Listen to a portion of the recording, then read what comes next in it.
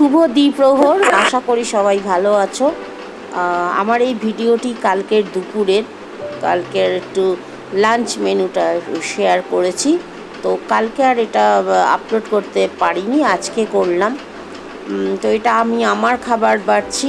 এখানে মেনুতে রয়েছে মুসুর ডাল, আলু ভাজা, আর হচ্ছে ওটা কাটাপোনা মাছের ওটা ঝাল, ওটা মাছের ঝাল করেছি, মানে রসুন আদা পেঁয়াজ দিয়ে একটা তেল ঝাল মতো করেছি।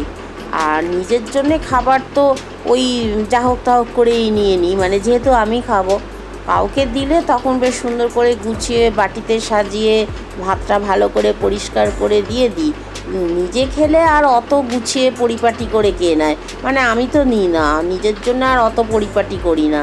তো আমরা নিজেকে একটু অবহেলাই করি, যেটা করা উচিত নয়। মানে সংসারে আমাদের প্রয়োজন অনস্বীকার্য, এটা বলার কিছু নেই।